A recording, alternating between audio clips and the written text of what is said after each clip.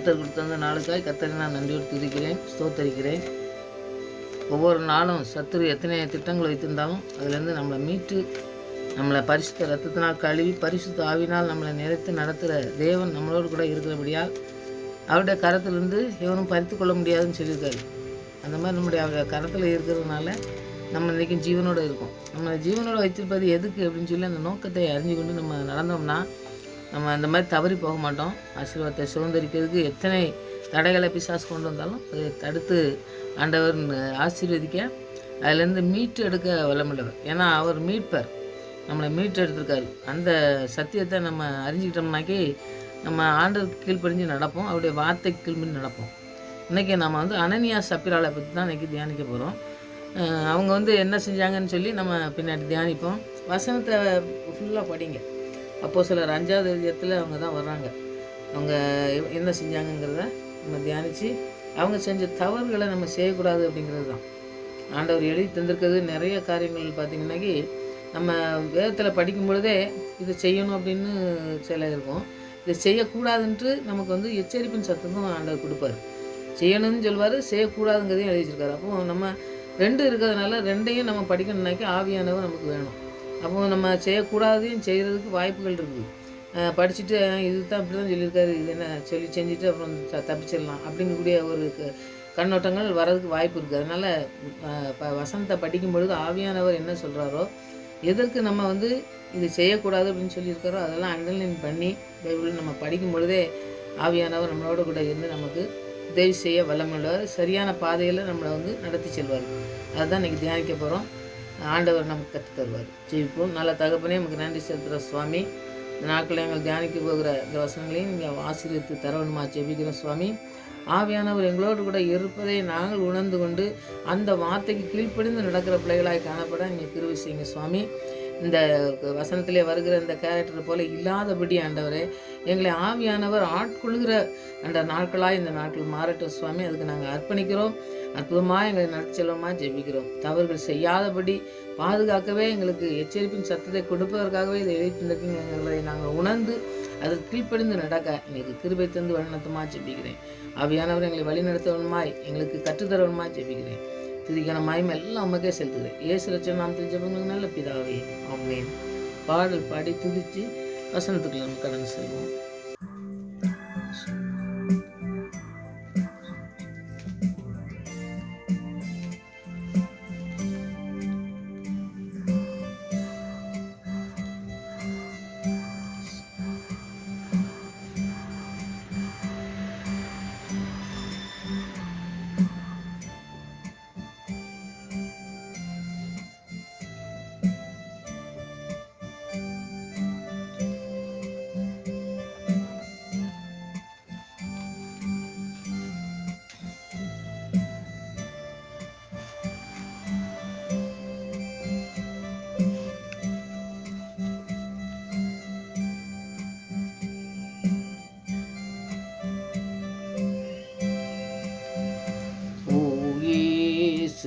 உமதன்பு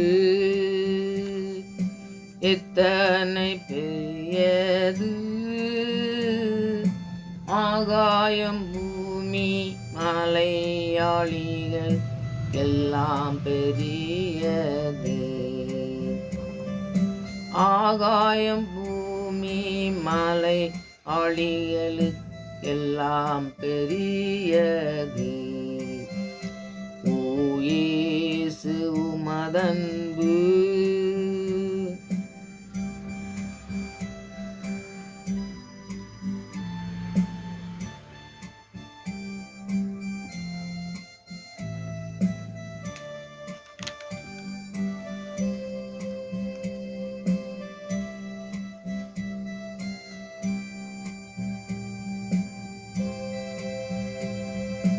அளவில்லா ஆனந்தத்தான்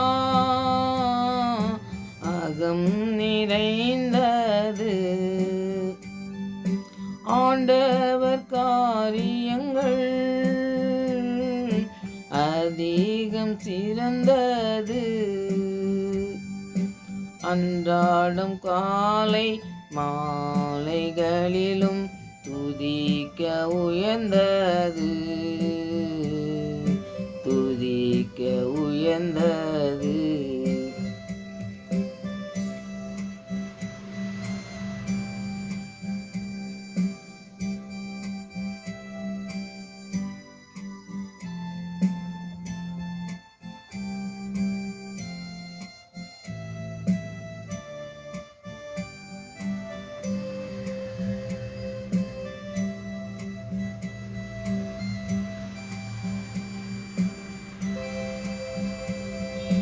சங்கட சமயங்களில்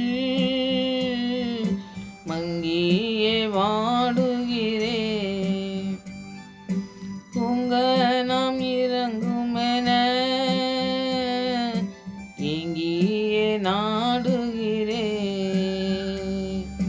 பங்கம் இல்லாமல் பதிலளிப்பே என்றதால் பாடுகிறேன், என்றதால் பாடுகிறேன்.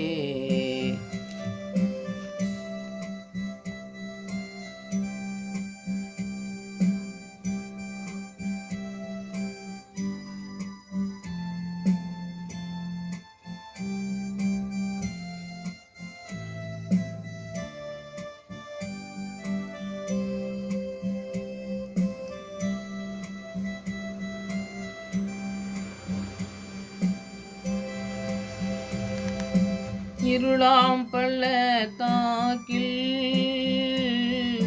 மருகியே நடந்தாலும் அருமெந்தன் மேய்ப்பரா அருகில் இருப்பதாலும் கருணையாம் என்னை கரம் பிடித்தே கர்த்தரை காப்பதாலும், கர்த்தரை காப்பதாலும்.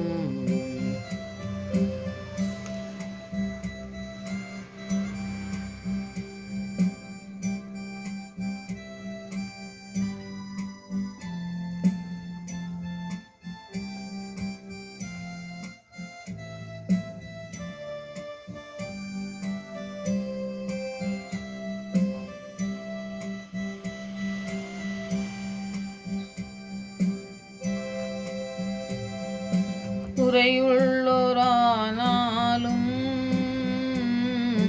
கூடவே இருக்கின்றே,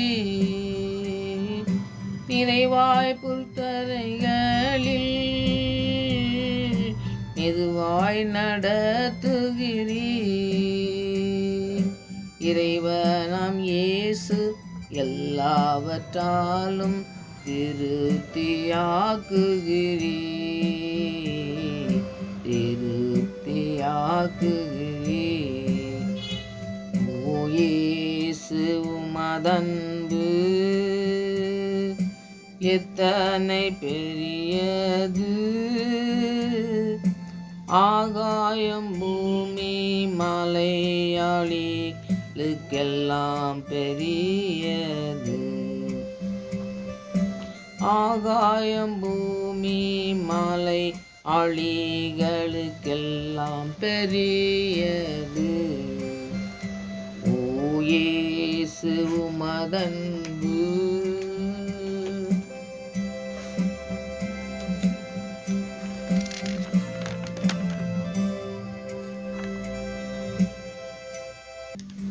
ஒரு பொய் சொன்னதுனால, அதாவது ஆவியானவர்கிட்ட பொய் சொன்ன நிறையா நான் சொல்லும் பொழுது ஆவியானவர் பெற்றுக்கொள்ளுங்கன்னு சொல்லும் பொழுது, ஆவியானவர் நம்மளோட கூட இருக்கும் பொழுது எப்படி நடத்துவார், ஆவியானவருக்கு பொய் சொன்னவங்களுடைய வாழ்க்கை எப்படி நடந்துன்னு சொல்லி அதான் ஆண்டவர் சொல்வார்.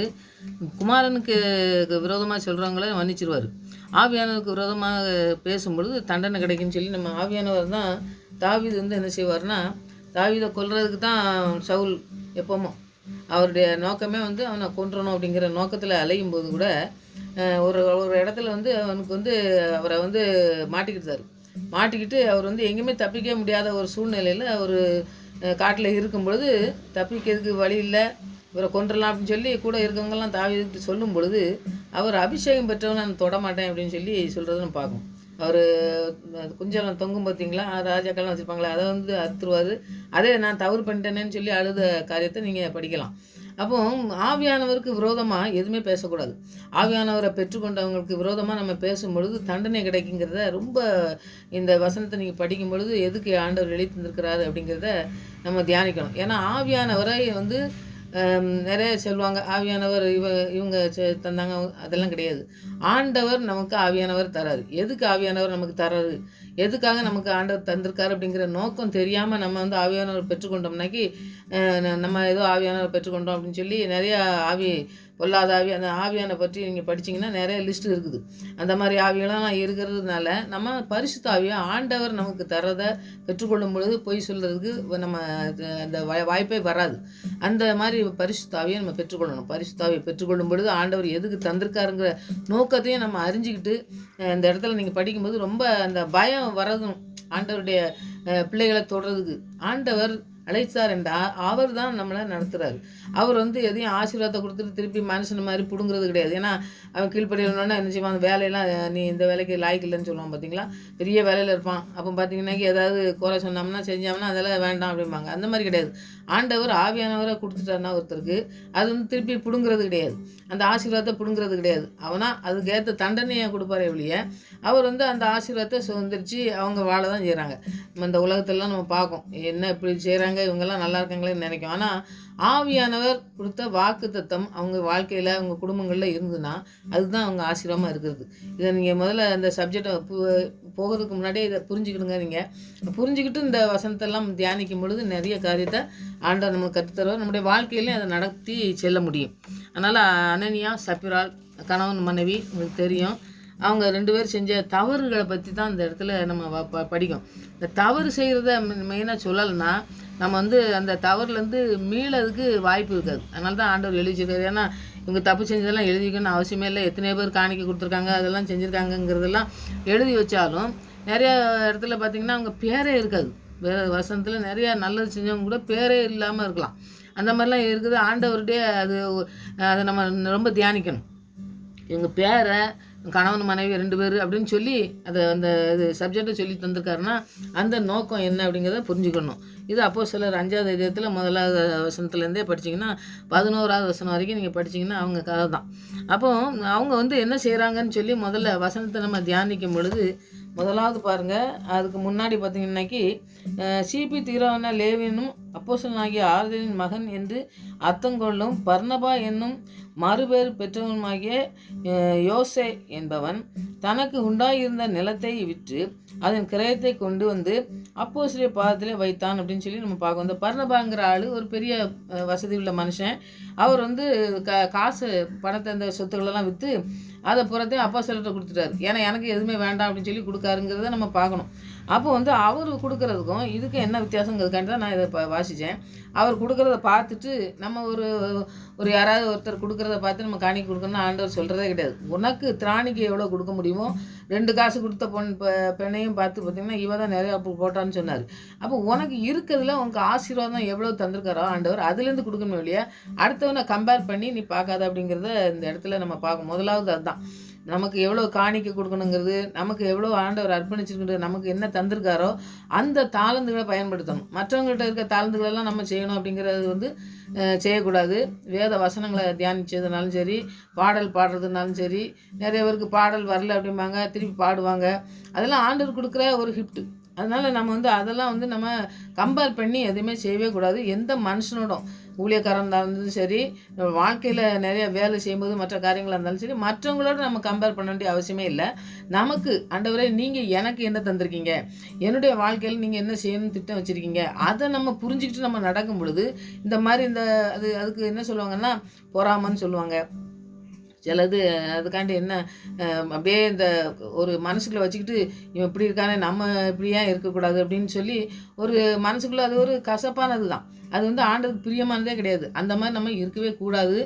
ஆண்டவர் நமக்கு கொடுத்துருக்கிறத நிறைவானது அப்படின்னு சொல்லி நம்ம ஆசீர்வாதத்தை பெற்றுக்கொண்டோம் அப்படின்னு சொல்லி அதில் நம்ம வாடும் பொழுது நமக்கு குறைவுகளே வராது. அதை நீங்கள் ரொம்ப தியானிக்கணும். அதுதான் இந்த இடத்துல நம்ம படிக்க போகிறோம். முதலாவது அப்போஸ்தலர் 5வது அதிகாரத்தில் 1வது வசனத்தை படிங்க. அனனியா என்னும் பேருள்ள ஒருவனும் அவனுடைய மனைவியாக சப்ரால் தங்கள் காணியாட்சியை விற்றார்கள். இப்போ அவங்க பர்னபாவை பார்த்துட்டு, அதாவது நீங்கள் முதல்ல இதை தான் தியானிக்கணும். மற்றவங்கள பார்த்து நீங்கள் கம்பேர் பண்ணி நீங்கள் கொடுக்க வேண்டிய அவசியமே இல்லை. அது ஆண்டவர் அங்கீகரிக்க மாட்டார். உங்களுக்கு என்ன கொடுக்க முடியுமோ அதை கொடுங்க அப்படிங்கிறத சொல்றாரு. இங்கே முதலாவது பார்த்தீங்கன்னாக்கி அவங்க என்ன செய்தார், சப்ராலும் தங்கள் காணியாட்சியை விற்றார்கள். எதுக்கு விற்றாங்க? அடுத்த வசனம் பார்த்திங்கன்னா, தன் மனைவியை அறிய அவன் கிரயத்திலே ஒரு பங்கை வஞ்சித்து வைத்து ஒரு பங்கை கொண்டு வந்து அப்போஸ்தலருடைய பாதத்திலே வைத்தான். இப்போ என்ன செய்தாங்க, 2 பேரும் ஒன்றா தான் இருக்காங்க. 2 பேரும் ஒரே மனப்படம் தான் இருக்குது. இப்போ மனைவிக்கு தெரிஞ்சுக்கிட்டே செய்யலாம். அப்போது நீங்கள் ஒரு வீட்டில் ஒரு குடும்பத்தை தான் நம்ம எடுத்துக்கிடுவோம். ஒரு குடும்பத்தை எடுக்கும் பொழுது 2 பேரும் என்ன ஒருமனப்பாடு இருக்கணுங்கிறது ஆண்டவர் வச்ச வசனத்தின்படி.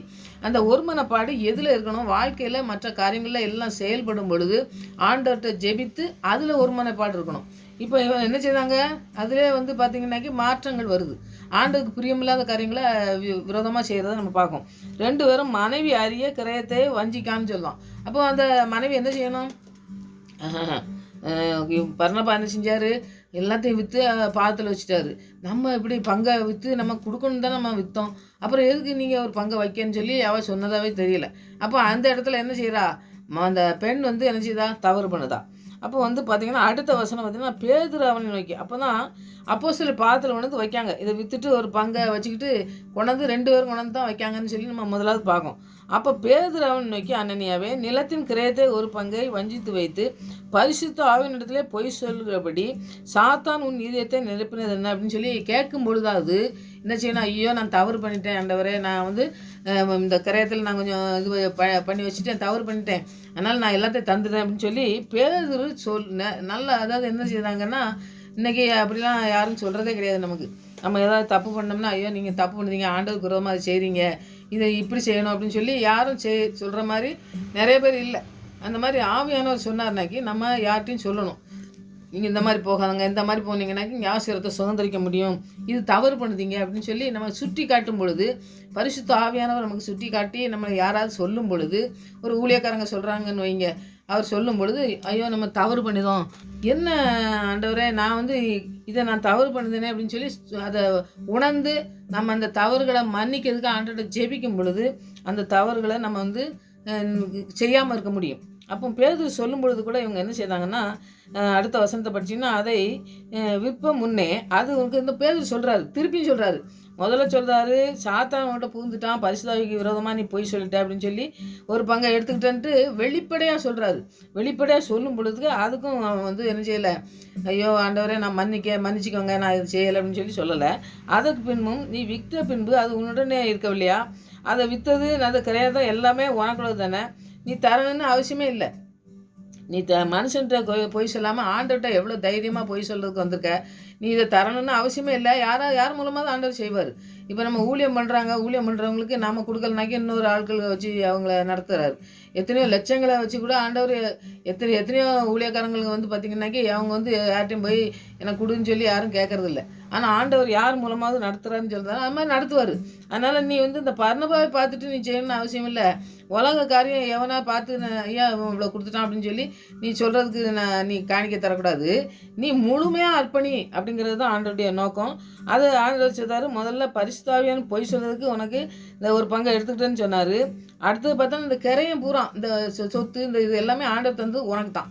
அது நீயே வச்சுக்கிட்டு அனுபவிச்சுட்டு போக வேண்டியது. நீயே அதை ஆண்டவருக்கு விரோதமாக ஆண்டவருக்கு சொல்லுதா செய்கிற அப்படின்னு அந்த இடத்துல சொல்லும் பொழுதும், அப்போ அனனியா இந்த வார்த்தைகளை கேட்ட உடனே விழுந்து ஜீவனை விட்டான். இவைகளை கேள்விப்பட்ட யாவருக்கும் மிகுந்த பயம் உண்டாயிற்று அப்படின்னோம். இப்போ அந்த மனுஷன்கிட்ட நீ ஏன் ஆண்டவர்கிட்ட பொய் சொன்ன, தேவனுடைய மனுஷன்கிட்ட பொய் சொல்லிய அப்படின்னு சொன்ன உடனே அந்த 2 காரியத்தை அவன் என்ன செய்யலை, மனம் திரும்பவே இல்லை.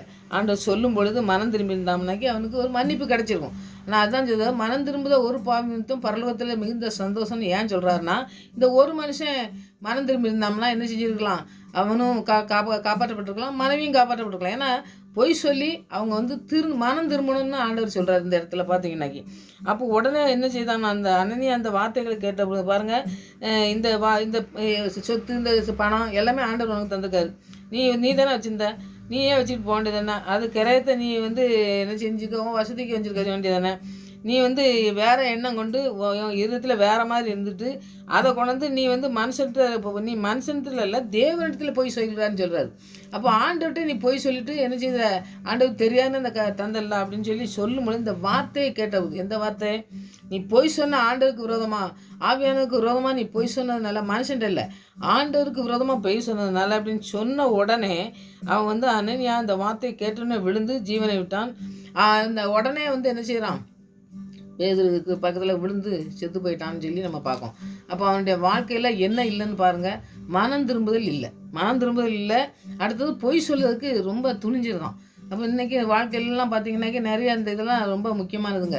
இதெல்லாம் நமக்கு எச்சரிப்பை உண்டாக்குறதுக்கு தான் நமக்கு சொல்லியிருக்காரு. அப்போ நமக்கு இருக்கிறத ஆண்டவரே எனக்கு ஆசீர்வதிச்சிருந்துருக்கீங்க, அதில் நான் உமக்கு காணிக்கையை தர்றேன்னு சொல்லும் பொழுது அவர் எவ்வளோ காணிக்கையோ அதை ஆசீர்வதிப்பார்.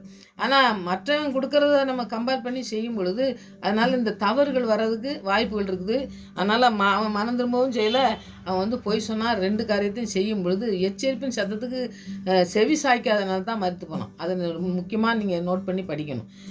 அப்போ மனம் திரும்பல் வேணும். இந்த மனம் திரும்பல்னால மறித்து போனான்னு சொல்லி நம்ம பார்க்கோம்.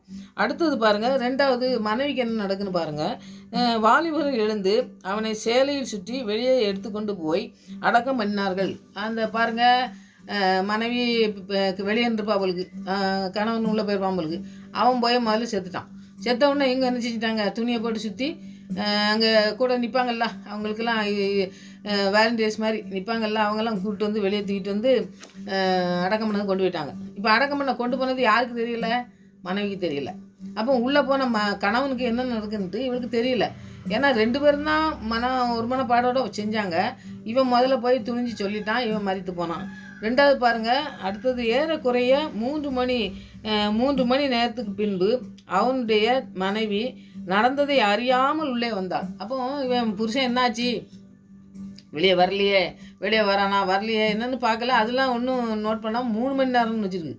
3 மணி நேரம் யாராவது எப்படி உட்காந்துருப்பாங்களா? உள்ளே போனவன் 3 மணி நேரமும் வரலன்னா, நீங்கள் அந்த சகரியாவை படித்து பார்த்தீங்கன்னாக்கி லூக்கால அவர் வந்து இது ஆலயத்துக்குள்ளே போயிட்டு வெளியே வர்றதுக்கு ரொம்ப நேரம் ஆனோடனே எங்கேயும் ஆலயத்துக்கு போயிட்டாரு. சகரியா ஒன்றும் வரக்கானலையே, என்ன ஆச்சோ தெரியலையே, என்ன நடந்திருக்கோ, உள்ளே ஏதோ நடந்திருக்கு, ஆலயத்துக்குள்ளே போயிட்டு திருப்பி வரலன்னாக்கி அவங்க வந்து மறித்து போகிறதுக்கு வாய்ப்புகள் இருக்குது. அந்த மாதிரி அந்த காலத்தில் இருந்தது. அதனால் அப்படி ஆகிப்போச்சோ அப்படின்னு சொல்லி சொல்கிறத நம்ம பார்க்கோம். அப்போ அவங்க என்ன செய்கிறாங்கன்னா, போயிட்டு ஒரு நேரத்தை பார்க்காங்க. நேரத்தை பார்த்துட்டு அந்த நேரத்தில் வெளியே வரலன்னா என்ன ஆச்சுன்னு சொல்கிறாங்களே. இவன் 3 மணி நேரம் இருந்திருக்கா. அப்போ எவ்வளோ துணிச்சல் பாருங்கள். அப்போ என்ன நடந்திருக்குமோ, என்ன சம்பவிச்சதோ, என்ன காணலையே வரலையே அப்படி அந்த கவலையை பட்ட மாதிரி இல்லை. அப்போ இவளும் வந்து 3 மணி நேரம் கழித்து உள்ளே போகிறா. பேதுரு அவளை நோக்கி, நிலத்தை இவ்வளவுதானா விற்றீர்கள் என சொல் என்றான். அவள் ஆம் இவ்வளவுதான் என்றாள். இப்போ மனைவிக்கும் ஒரு பேதுரு வந்து அது உடனே தண்டனை கொடுக்குற ஆண்டவர் கிடையாது. மனம் திரும்புறதுக்கு ஒரு டயத்தை கொடுக்காருங்கிறது இந்த இடத்துல நம்ம படிக்கும். அவன் போய் சொன்னதுக்கு அவன் கடனை அவனுக்கு கொடுத்துட்டாரு ஆண்டவர். அவன் மறித்து போனான். இந்த மனைவி வராள, அவளாவது வந்து போய் சொல்லாமல் இருப்பாளா அப்படின்னு பார்க்கலான்னு பேதுரு சொல்கிறாரு. அவனை நோக்கி, நிலத்தை விற்றது இவ்வளோதானா அப்படின்னு கேட்டால், அவள் ஒரு பங்கு இப்போ எடுத்துக்கிட்டு அவள் கொண்டு வரா, இவன் ஒரு பங்கு எடுத்துக்கிட்டு இவன் கொண்டாடாமல். அப்போ சொத்தில் பங்கு வச்சது கூட பார்த்திங்கன்னாக்கி 2 பேருக்கும் ஒரு மனப்பாடு கொடுக்குறதுல இருந்தாலும் கூட காணிக்க கொடுக்குறதுல நீ தனியாக நான் தனியாக கொடுக்கணும், அப்போ தான் ஆசீர்வாதம் அப்படின்னு சொல்லி. ஒரு குடும்பத்தில் நம்ம ஆசீர்வாதமாக இருக்கோம்னாக்கி எல்லாருமே காணிக்க கொடுக்கணும். நம்ம எல்லாருமே கொடுக்குறணும் அப்படிங்கிறது வந்து ரொம்ப முக்கியமானது. அப்போ வந்து நீ இவ்வளோ கொடு, நான் இவ்வளோ கொடு, நான் வந்து ஒரு காசை எடுத்துக்கிட்டு அப்புறம் கொடுப்பேன். 10 ரூபா ஒரு பிள்ளைங்களுக்கு வந்து நம்ம காணிக்கைக்கு ஒரு 100 ரூபா கொடுக்கணும் வைங்க. நீ 100 ரூபா காணிக்க போட்டுரு அப்படின்னு சொல்லி கொடுக்கும் பொழுது அந்த பிள்ளைங்க என்ன செய்யுது, 50 வச்சுக்கிட்டு 50 போட்டோம்னாக்கி எப்படி இருக்கும் பாருங்கள். அது வந்து அப்படியே அது வளர்ந்து என்ன ஆகிரும், அந்த பிள்ளைக்குள்ளே அந்த பொய் சொல்லக்கூடிய ஒரு காரியம் வந்து நடந்துடும். 100 ரூபா கொடுத்தோமா, 100 ரூபாய் நீ காணிக்க போட்டுறணும் ஆண்டவருக்கு, நீ ஆசீர்வாதமாக இருக்குல்ல, 100 ரூபா கொடுத்துரு, நீ நல்லா வேலைக்கு நல்லா ஆசீர்வாதமாக இருக்கியா, நீ 1000 ரூபா கொடுத்துரு, 1000 ரூபா போட்டுரு காணிக்க அப்படின்னு சொல்லணும். அப்போ ஆண்டவர் நம்மளை ஆசீர்வதிக்கக்கூடிய அளவுக்கு நம்ம கொடுக்கணும் அப்படிங்கிறது தான். ஆண்டவர்கிட்ட வந்து பெற்றுக்கொண்டது தான் நம்ம கொடுக்கும், அடுத்தவங்களுக்காண்டி நம்ம கொடுக்கறது இல்லை. அந்த மாதிரி நம்ம பிள்ளைங்களெல்லாம் வளர்க்கணும். இந்த மாதிரி காரியத்தில் பாருங்கள் என்ன எப்படி வளர்த்துருக்காங்க பாருங்கள். கணவன் மனைவி முதல்ல ஒரு மனப்பாடோடு விற்றாங்க, ஒரு மனப்பாடோட பங்கெல்லாம் எடுத்தாங்கன்னு சொல்லி பார்த்துட்டு 2 பேரும் மாற்றி மாற்றி கொடுக்காங்க. அப்போ ஆவியை அப்போது இப்போ சொல்லுதா, இவ்வளோதான் சொல்லுதா. அப்போ வந்து பேதுரு சொல்றாரு, பேதுரு அவளை நோக்கி, கர்த்தருடைய ஆவியை சோதிக்கிறதுக்கு நீங்கள் ஒருமனப்பட்டது என்ன? 2 பேரும் சோதிக்கிறதுக்கு ஒருமனப்பட்டது என்ன?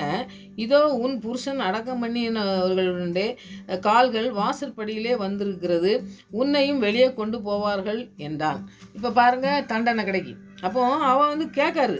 கேட்கும் பொழுது, இல்லை ஆண்டவரே, அவன் தான் எப்படியோ வஞ்சித்து வச்சுட்டான், நான்லாம் அப்படி போய் சொல்லலை. யாராவது ஒருத்தர் மனம் திரும்பணுங்கிறது தான் அந்த நோக்கம். அவன் மனம் திரும்பாமல் அவன் போனது இருக்கட்டும். மற்ற மனைவிட்ட கேட்காரு. கேட்கும் பொழுது, ஆமாம் ஆண்டவரே, அவர் தான் போய் சொல்லிட்டார், நான் போய் சொல்லலை, நான் அவ்வளோத்தையும் தந்துடுறேன் அப்படின்னு சொல்லவே செய்யலை. இவ்வளோ நினச்சது ஆமாம் அவ்வளோதான் அப்படிங்க. அப்போ தான் ஆண்டவர் சொல்கிறாரு, நீ 2 பேரும் ஒருமனப்பட்டு ஒரே மாதிரி இருக்கீங்க. பொய் சொல்றதில்ல, ஆண்டவருக்கு விரோதமாக சொல்றதில்ல, ஒருத்தர் கூட என்ன செய்யலை, மனம் திரும்பதில்லை. ஒரு வீட்டில் வந்து ஒருத்தர் ஆவியானவரால் நிறைக்கப்பட்டிருந்தார். அன்னைக்கு குடும்பம் ஃபுல்லாக ஆவியானவரால் நிறைக்கப்பட்டு அபிஷேகத்தை பெற்று ஊழியம் பண்ணுற பிள்ளைங்கள்லாம் நிறைய பேர் இருக்காங்க. அப்போ அபிஷேகத்தை தர்றது எதுக்குன்னா, மற்றவங்கள உருவாக்குறதுக்கு. இப்படி உருவாக்குறதுக்கு ஆண்டவருடைய வசனம் தான் நமக்கு உருவாக்கக்கூடியது. அப்படி நம்ம பிள்ளைங்களெல்லாம் வளர்க்கணும். நம்ம பிள்ளைங்களை அப்படி வளர்க்கும் பொழுது அவங்க பிள்ளைங்களுக்கு, அவங்க அநேக பிள்ளைகளுக்கு ஆசீர்வாதமாக இருக்கிறதுக்கு உதவியாக இருக்கும். அதனால் பொய் சொல்கிறது வந்து ரொம்ப முக்கியமானது. பொய் சொல்கிறது ஆண்டவருக்கு விரோதமாக, அதுவும் ஆவியானவருக்கு விரோதமாக பொய் சொல்கிறதுனால தண்டனைகள் எவ்வளவு முக்கியம் பாருங்கள். நீங்கள் இதை முக்கியமாக படிக்கணும். நம்ம இதை படிக்கலைனாக்கி நம்ம பிள்ளைகளுக்கு நம்ம சொல்லிக் கொடுக்க மாட்டோம். நம்ம பிள்ளைகளும் வந்து அந்த மாதிரி தான் இருப்பாங்க. நம்ம சம்பளம் வாங்குறதில்ல, நம்ம காணிக்கை கொடுக்குறதில்ல, நமக்கு ஆண்டவருக்கு எவ்வளோ ஆசீர்வாதமாக இருக்கணுங்கிறதுல, ஆண்டவரை துதிக்கிறதுல, ஆண்டவருடைய வசனத்தை படிக்கிறதுல, ஆண்டவருக்கு முக்கியத்துவம் கொடுக்கறதில்ல, எல்லாத்துலேயுமே பாருங்கள் முதல் இடத்த ஆண்டவர் கொடுக்கணும்னு சொல்லி நம்ம பிள்ளைகளுக்கெல்லாம் கற்றுக் கொடுக்கணும். குடும்பம் நடத்தினாலும் சரி, வேலை செஞ்சாலும் சரி, அது 2வது தான். ஆண்டவர் தான் முதலாவது அப்படிங்கிறதுல ரொம்ப உறுதியாக இருக்கிற குடும்பங்கள் பாருங்கள் ரொம்ப ஆசீர்வாதமாக இருப்பாங்க. அதில் வந்து இவங்க 2 பேரும் கணவன் மனைவியும் நமக்கு எடுத்துக்காட்டு. 2 பேருமே என்ன செய்கிறாங்க, காணிக்கை கொடுக்கறதுல ரொம்ப முக்கியமாக வந்து பார்த்திங்கனாக்கி ஆண்டவருக்கு பிரியமான காரியத்தை செய்கிறதுல வந்து விட்டுருந்தாங்கன்னு சொல்லி நம்ம பார்க்கோம். உடனே வந்து பாருங்கள் அடுத்தது என்ன நடக்குன்னு பாருங்கள். அவனும் மரித்து போகிறான். இவன் உடனே அவனுடைய பாதத்தில் விழுந்து ஜீவனை விட்டாள். அப்போ வந்து பாருங்கள், பாதத்தில் விழுந்துருதா. அப்போ வந்து இப்போ பெண்கள் வந்து பார்த்திங்கனாக்கி நிறைய பேர் பார்த்திங்கன்னா ஆண்டவரே சொல்லுவார், இவங்கெல்லாம் வந்து பலவீன பாண்டம்னு சொல்லிட்டு இவர் பலனை தந்து நடத்துகிறத இன்றைக்கி நம்ம பார்க்கோம். நிறைய பேர் ஊழியம் பண்ணுறோம்ல. அப்படி ஊழியம் பண்ணுறதை பார்க்கும்போது ஆண்டவர் என்ன செய்தார்னா, அவன் வந்து பாருங்கள் மரித்தான்னு சொல்லி மொட்டையாப்பட்டுக்கு ஜீவனை விட்டான். அந்த வார்த்தையை கேட்டவுடனே ஜீவனை விட்டான்னு சொல்லி எழுதியிருக்காரு. ஆனால் இவன் வந்து என்ன செய்கிறான்னா, அவருடைய பேதுருடைய பாதத்திலே விழுதா. அப்போ ஒரு வேளை நான் என்ன நினைக்கிறேன், நம்ம எல்லாருமே யோசனை பண்ணலாம். அவன் வந்து உடனே மரித்து போனான், போய் சொல்லிட்டு உடனே அந்த வார்த்தையை கேட்டோடனே செத்துட்டான். ஆனால் இவன் நினச்சிதான்னா அவருடைய பாதத்தில் விழுந்தான்னு சொல்லி ஜீவனை விட்டான்னு சொல்லி நம்ம பார்க்கோம். அப்போ ஒரு வேளை மன்னிப்பு கேட்கணும்னு ஒரு மைண்டில் இருந்தா என்ன அப்படிங்கிறத நம்ம நோட் பண்ணோம்னாக்கி, ஒரு வேளை மன்னிப்பு கேட்டிருந்தா இவ வந்து தப்பிச்சிருக்கலாம். ஏன்னா அவன் வந்து தவறு செஞ்சான், தவறு செய்யாமல் இருக்கணுங்கிறதுக்கு தான் கேட்குற அவர். ஆனால் அவன் என்ன செய்தா, அதுலேயும் தப்பு செஞ்சுட்டு அவன் வந்து ஜீவனை விடுறது வந்து பேதுருடைய பாதத்தில் விழுந்து மரித்தான்னு சொல்லி. வாலிபர்கள் உள்ளே வந்து அவள் மரித்து போனாள் என்று கண்டு வெளியே எடுத்துக்கொண்டு போய் அவருடைய புருஷன் அடக்கம் பண்ண இடத்துல அடக்கம் பண்ணாங்கன்னு நம்ம பார்க்கோம்.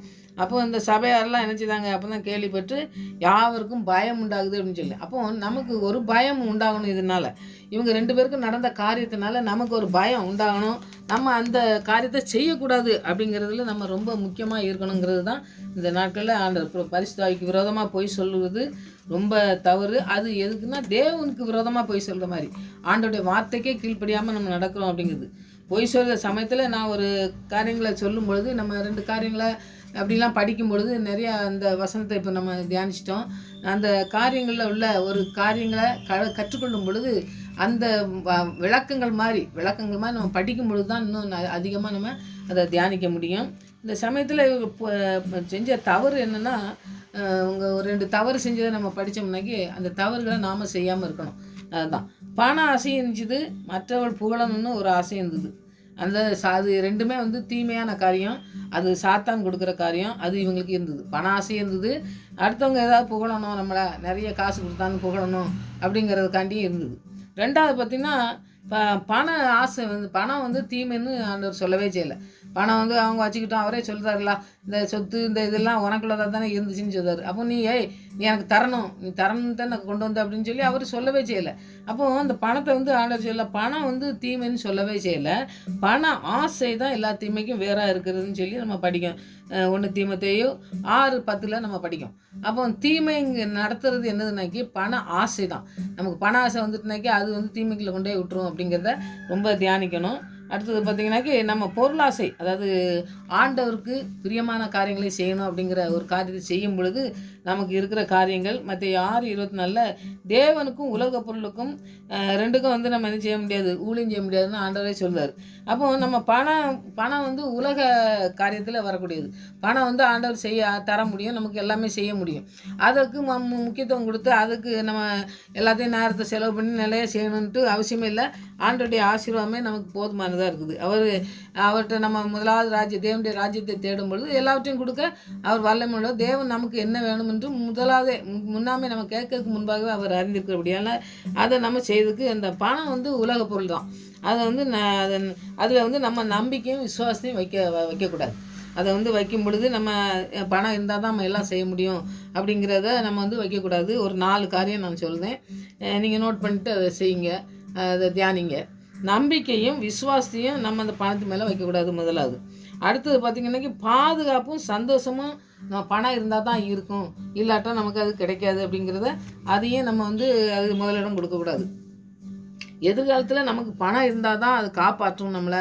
எதிர்காலத்தில் நமக்கு பணம் இல்லைன்னா நம்மளை வந்து வயதான காலத்துலேயோ மற்ற நமக்கு பணம் இல்லைன்னா முடியாது அப்படிங்கிறத ஆண்டவர் பிள்ளைங்க வந்து அதுக்கு முதலிடம் கொடுக்கக்கூடாது.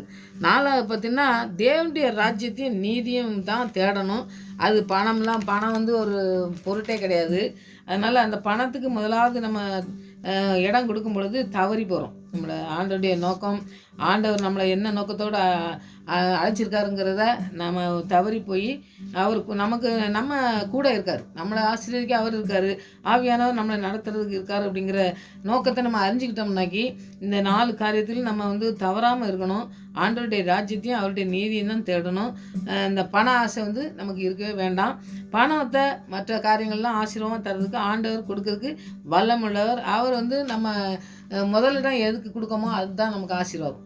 அதை நம்ம முதலாவது செய்வோம். அதனால் நம்ம ஆண்டவருக்கு விரோதமாகவோ ஆவியானவருக்கு விரோதமாகவோ நம்ம செய்யாதபடி ஆண்டவருடைய நாளில் நம்மளை காத்து வளர்ந்தெடுத்தால் நம்ம அர்ப்பணிப்போம். இந்த 2 பேர் மரணத்தை பற்றி நீங்கள் படிச்சிங்கனாக்கி ரொம்ப தியானித்தோம்னாக்கி இவங்க வந்து ஆவியானவருக்கு விரோதமாக பொய் சொல்கிறதுக்கு துணிஞ்சாங்க. என்ன செய்தாங்க? பொய் சொல்கிறதுக்கு துணிகிறாங்க. ஆண்டவர் வந்து என்ன செய்கிறாருன்னா சிலுவையில் நம்மளுக்காக நம்மளுக்காக பாடுபட்டு மரணத்தை நோக்கி போய் அவர் வந்து பரிசுத்த ஆவி நம்ம மீது வந்து நம்மளை நடத்துகிறாரு. நம்ம பரிசுத்த ஆவி நம்மகிட்ட இருக்கும்போது நம்ம பொய் சொல்லக்கூடாது அப்படிங்கிற காரியம் எங்கிட்ட 2 பேர்ட்டையும் இல்லை. அப்போ நம்மக்கிட்ட பரிசுத்த ஆவியான இருக்கும்போது தான் ஆண்டவருடைய நீதிக்கு அவருடைய நியாய தீர்ப்புக்கெல்லாம் நம்ம பயந்து நீதியை செய்ததுக்கு நம்ம வந்து ஒப்பு கொடுத்து நம்ம வாழ்வோம். அதை நீங்கள் முக்கியமாக நீங்கள் தியானிக்கணும். ஏன்னா பரிசுத்த ஆவி வரும் பொழுது நீங்கள் பலனிழந்து சாட்சிகளாக இருப்பீங்கன்னு சொன்னார்னா அவருக்கு சாட்சியாக இருக்குன்னா பரிசுத்த ஆவியானவர் நம்மளோட கூட இருக்கணும், நம்மளோட பேசணும். அவர் சிலுவையில் பட்ட மரணத்தின் மூலமாக நம்மளை மீட்டெடுத்துருக்க அவருடைய ரத்தம் நம்மளை சுத்திகரிச்சிருக்குன்னு சொல்லி மறுபிறப்புக்குள்ளே வந்த நாம் வந்து சிலுவை மரணத்தை தினசரி தியானிக்கணும். அப்படி தியானிக்கும் பொழுது இந்த தவறுகள் வர்றதுக்கு வாய்ப்பே இல்லை. இவங்க 2 பேர் மரணமும் எதனாலனா பொய் சொன்னதுனால, ஆவியானதுக்கு விரோதமாக பொய் சொல்லி அவங்க வஞ்சித்து பண ஆசை உள்ளவங்களாக இருந்ததுனால, பெருமை வரணுங்க ஒரு நோக்கத்தோடு இருந்ததுனால தான் அவங்களுக்கு வந்து அந்த காரியம் நடந்தது. அதனால் கர்த்தருக்கு பயப்படுறதுலே கர்த்தருக்கு பயப்படணும். அதுதான் வந்து ஞானத்தின் ஆரம்பம். அப்போது நீதிமொழியெல்லாம் நிறையா படிக்கும் பொழுது நமக்கு அதெல்லாம் தெரியுது பார்த்தீங்களா. அதனால் ஆவிக்குரிய சந்தோஷமோ சமாதானமோ நமக்கு வந்து ஒரு ஆறுதல் கிடைக்கணுங்க அனைத்தும் வந்து ஆண்டவர் தான் நமக்கு தரேன்னு சொல்லி வாக்கடிச்சிருக்கிறதுனால அவருடைய கற்பனைக்கு அவருடைய ஆவிக்குரிய பாதுகாப்பை நம்ம பெற்றுக்கொள்கிறதுக்கு பரிசுத்த ஆவியான அபிஷேகத்தை நம்ம பெற்றுக்கொள்ளணும். ஆவியானவர் என்ன சொல்கிறாரோ அதுபடி நம்ம நடக்கிறதுக்கு நம்ம அர்ப்பணிக்கணும். பரிசுத்த ஆவியானவர் தான் நமக்கு எல்லாம் செய்யணும், எல்லாவற்றையும் நடத்தணும், நம்ம தவறு செய்யாமல் நடத்துறதுக்கு அவர் போதுமானவர்னு சொல்லி நம்ம அர்ப்பணித்து அவர்கிட்ட எல்லாத்தையும் நீங்கள் தான் செய்யணும் ஆண்டவரேன்னு சொல்லி நம்ம அவர்கிட்ட செய்து முடிக்க நம்ம விட்டு விடும்போது அவர் அனைத்தையும் செய்து முடிக்கிறவராக நேர்த்தியாய் செய்து முடிக்கிறவர், அனைத்தையும் எல்லாத்தையும் செய்து முடிப்பவர் மாத்திரம் இல்லை, நேர்த்தியாய் செய்து முடிக்கிறவர். இதையும் நீங்கள் போட்டு ஜெபிக்கும் பொழுது நம்ம வாழ்க்கையில் என்ன நேர்த்தியாக நடக்காமல் இருக்குதோ எல்லாவற்றையும் அனைத்தையும் நடத்தி நம்மளை நடத்தி செல்ல வல்லமுள்ள தேவனாக இருக்கார். அதனால் இந்த தியானிக்கும் பொழுது இந்த தவறுகளை செஞ்ச இந்த கணவன் மனைவி மாதிரி இல்லாதபடி நம்முடைய குடும்பத்தில் ஆசீர்வாதத்தை சுதந்திரிக்க ஆவியானவருக்கு விரோதமாக எதையும் செய்யாதபடி நம்ம காணிக்க ஆலயத்துக்கு கொடுக்கும்போதோ ஊழியத்துக்கு கொடுக்கும் பொழுதோ அப்போம்லாம் நான் வந்து பார்த்தீங்கன்னாக்கி மற்றவங்களை கம்பேர் பண்ணாமல் ஆண்டவர் எனக்கு கொடுத்துருக்கிறத நான் உங்களுக்கு கொடுக்க ஆண்டவரை எங்களை ஆசீர்வதிங்கன்னு சொல்லி ஜெபத்தோடு கூட காணிக்கையில் கொடுங்க. மற்றவங்க புகழணும்னு சொல்லி எந்த காணிக்கையும் நீங்கள் கொடுக்காங்க. அதனால ஆசீர்வாதத்தை நம்ம இழந்து போவோம். அதனால் அந்த ஆசீர்வாதத்தை இழந்து போகாதபடி இன்றைக்கி ஆசீர்வதிக்கப்பட நம்முடைய சந்ததியாக ஆசீர்வதிக்கப்படணும். நம்ம சந்ததி மூலமாக அநேக பிள்ளைகள் ஆசீர்வாதத்தை சுதந்திரிக்கணும். அப்படி தவறி போகாதபடி ஆவியானவருக்கு விரோதமாக எந்த காரியத்தையும் நீங்கள் செய்யாதங்க. ஆவியானவர் பெற்றுக்கொண்டவங்களுக்கு விரோதமாக எதையும் பேசவும் கூடாது. அந்த மாதிரி பேசாமல் இருக்கிறதுக்கு ஆண்டவருடைய ஆவியானவர் நம்மளை நடத்த நல்லா அர்ப்பணிங்க. அற்புதமாக ஆண்டவர் நடத்துவார். ஒரு பாடல் பாடி ஜெயிப்போம். காலத்தின் அருமையை அறிந்து வளாவிடில் கண்ணீர் விடுவாயே. காலத்தின் அருமையை அறிந்து வளாவிடில் கண்ணீர் விடுவாயே. ஞாலத்தில் பரனன்னை நாட்டின நோக்கத்தை, ஞாலத்தில் பரனுன்னை நாட்டின நோக்கத்தை சீலமா நினைத்தவர் மூலம் பிழைத்திடுவாய். காலத்தின் அருமையை அறிந்து வளாவிடில் கண்ணீர் விடுவாயே. ஆம் சாமி, உங்கள் அன்பு பெருசு ஆண்டவரே. உங்கள் அன்பை போல் அந்த உலகத்தில் எங்கேயும் அன்பை நாங்கள் காண முடியாது ஆண்டவரே. இதை நாங்கள் வாசித்தது போல் உங்களுடைய அன்பை உணராதபடி தவறு செய்து உங்களுடைய ஆவியானவருக்கு விரோதமாய் பொய் சொல்லி ஒரு குடும்பமே ஆண்டவரே மரணத்துக்குள்ளே பிரவேசித்தாங்களே, அதுபோல் இல்லாதபடி ஆண்டவரே நாங்கள் உம்முடைய வசனத்துக்கு உடைய ஆவியானவருக்கு ஆண்டவரே நாங்கள் பயத்தோடும் நடுக்கத்தோடும் எப்பொழுதும் உடைய பாதத்தில் அமர்ந்திருந்து ஜெபிக்கிற பிள்ளைகளாய் காணப்பட தேவன் எங்களுக்கு உதவி செய்ய வேண்டுமா ஜெபிக்கிற ஆண்டவரே. எங்களுடைய வாழ்க்கையிலே குறைகள் இருக்குமானால் அதை சுற்றி காட்டி எங்களை வழிநடத்தும் பொழுது அதற்கு நாங்கள் கீழ்ப்படிந்து நடக்க எங்களுக்கு கற்றுத்தாங்க ஆண்டவரே. இந்த கணவனும் மனைவிக்கும் எத்தனையோ பேர் ஆண்டவரே சொல்லும் பொழுது பொய் சொல்ல ஆண்டவரே மனதை ஆண்டவரே கடினப்படுத்தின பொழுது மறித்து போனாங்களே, அதுபோல் வாழ்க்கையில் இழந்து போகாதபடி எங்களுக்கு கிருபை தந்து வழிநடத்தவுமா செபிக்கிற ஆண்டவரே.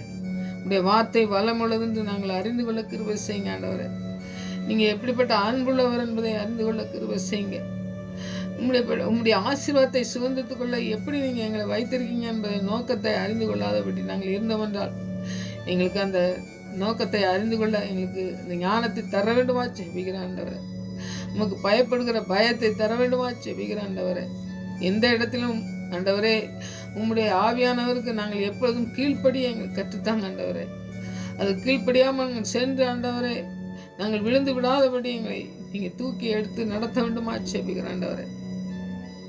எங்களை கொண்டு ஒரு நோக்கம் வச்சிருக்கீங்க ஆண்டவரே. அந்த நோக்கத்தை நாங்கள் ஆண்டவரே நிறைவேற்றத்தக்கதாக எங்களுடைய வாழ்க்கையில் நீங்கள் கிரியை செய்த நாட்கள் மாறட்டும் ஆண்டவரே. பயத்தோடும் நடுக்கத்தோடும் உடைய பாத்திலே வருகிற பிள்ளைகளாக நாங்கள் காணப்பட தேவன் கிருபை செய்து வழிநடத்தவுமா ஜெபிக்கிறப்பா. பிசாசுக்கு ஏற்று நீங்கள் ஓடி போவான்னு சொன்னீங்களே, உடைய வார்த்தையின்படி நாங்கள் ஆண்டவரை பரிசுத்த ஆவியானவரால் நாங்கள் ஆண்டவரை எதிர்த்து நின்று ஜெயிக்க எங்களுக்கு கிருபை தாங்க ஆண்டவரை. சாத்தான் புகுந்து விடாதபடி சத்ருவின் மேற்கொள்ளாதபடி எங்களுடைய குடும்பங்களை பிள்ளைகளை நீங்கள் பாதுகாத்து நடத்த வேண்டும் என்று நாங்கள் அர்ப்பணிக்கிறோம் ஆண்டவரே. அற்புதமாக எங்களை நடத்தி செல்ல வேண்டுமா ஜெபிக்கிற ஆண்டவரே. உடைய பரிசுத்த ஆவியானவர் ஒவ்வொரு பிள்ளைகளையும் நிறைக்க வேண்டுமா, அர்ப்பணிக்கிற பிள்ளைகளை அற்புதமாக நடத்த வேண்டுமா ஜெபிக்கிற ஆண்டவரே. பரிசுத்தாவி இல்லை என்றால் நாங்கள் பரிசுத்தமாக வாழ முடியாது. பரிசுத்தாவியானவர் இல்லை என்றால் நாங்கள் பிசாசுக்கு ஏற்று நிற்க முடியாது. இப்படிப்பட்ட காரியங்களை செய்ய ஆண்டவரே நீங்கள் ஒவ்வொரு ஆண்டவரே கடைசி நாட்களே மாம்சமான யாவர் மேல் ஊற்றுவேன்னு சொன்ன தேவன். அந்த நாட்களே ஒவ்வொரு பிள்ளைகளை நிறைத்து ஆண்டவரே ஒவ்வொரு பிள்ளைகளையும் நிறைத்து நடத்துகிற நாட்களாய் நாட்கள் மாற வேண்டுமா ஜெபிக்கிறப்பா. உடைய வல்லமுள்ள பிரசன்னம் பிள்ளைகளை நிறைத்து நடத்தட்டும். அவங்களுக்கு ஒரு பயத்தை உருவாக்கட்டும் ஆண்டவரே. இந்த அனன்யா சபிராலை கொண்டு ஆண்டவரே எழுதித்திருக்கிற இந்த காரியத்தின் மூலம் ஆண்டவரே, நாங்கள் ஆண்டவரே ஒரு பெரிய எழுப்புதலின் பிள்ளைகளாய் பொய் சொல்லாதபடி ஆண்டவருடைய ஆவியானவருக்கு பயந்து நடக்கிற பிள்ளைகளாய் ஒவ்வொரு பிள்ளைகளையும் நீங்கள் நடத்த போருக்காக நன்றி செலுத்துகிற ஆண்டவரே. அப்படியே நடத்தி செல்ல போருக்காக நன்றி. அர்ப்பணிக்கிற ஒவ்வொரு பிள்ளைகளையும் ஆவியானவர் நடத்தி செல்ல உங்களுடைய கருத்தில் அர்ப்பணிக்கிறோம் சுவாமி. நீங்கள் அற்புதமாக நடத்தி செல்லமா ஜெபிக்கிறோம், ஆசீர்வதிக்கணுமா ஜெபிக்கிறோம். சுகபத்திரமாய் உம்முடைய ராஜ்யத்துக்கு பங்குள்ள பிள்ளைகளாய் அநேகரை மாற்றத்தக்கதாக நீங்கள் பயன்படுத்த போருக்காக நன்றி செலுத்துகிறப்பா. அப்படிப்பட்ட காரியங்களை செய்ய நீங்கள் வல்லமுள்ளவராக இருக்கிறபடியா நன்றி. பேதுருவை கொண்டு எச்சரித்து நடத்தின இந்த தகப்பனே இந்த வசனத்துக்காக நன்றி. நீங்கள் எழுதித்த இந்த வார்த்தைகளுக்காக நன்றி சுவாமி. அது மூலம் நாங்கள் ஆண்டவரே ஸ்தோத்திரம் எச்சரிப்பின் சத்தத்தை பெற்றுக்கொண்டு ஆண்டவரே அதுக்கு கீழ்ப்படிந்து அதற்கு ஆண்டவரே நாங்கள் முற்றிலுமாய் ஆவியானவருக்கு ஒப்பு கொடுத்து வாழ ஒப்பு கொடுத்து நாங்கள் ஆண்டவரே ஒவ்வொரு நாளும் கடந்து செல்ல நீங்கள் கிருபை தந்து வழிநடத்த போருக்காக நன்றி செலுத்துகிறேன். அப்படியே நடச்செல்ல போருக்காக நன்றி செலுத்துகிறப்பா. என்னுடைய ஜெபத்துக்கு பதில் கொடுத்தபடியா நன்றி. ஒவ்வொரு பிள்ளையுடைய வாழ்க்கையிலும் இருக்கிற குறைகளை நிறைவாக்கி உமக்கு கீழ்ப்படுகிற பிள்ளைகளாய் உடைய ஆவியானவரை பெற்றுக்கொண்டு வாழ்கிற பிள்ளைகளாய் காணப்பட தேவன் இந்த நாட்களே வழிநடத்தமா ஜெபிக்கிறேன், அர்ப்பணிக்கிறேன் சுவாமி. அற்புதமாய் நடச்சலமா ஜெபிக்கிறோம். மறுபடியும் மாமூலி சமூகத்திலே வருமுறை எங்களை காத்து வழிநடத்தமா ஜெபிக்கிறேன். துதிகரமாய் மெல்ல அம்மகை செலுத்துகிறேன். ஏசு ரட்சகர் நாமத்தில் ஜெபங்களுக்கு நல்ல பிதாவே, ஆமென்.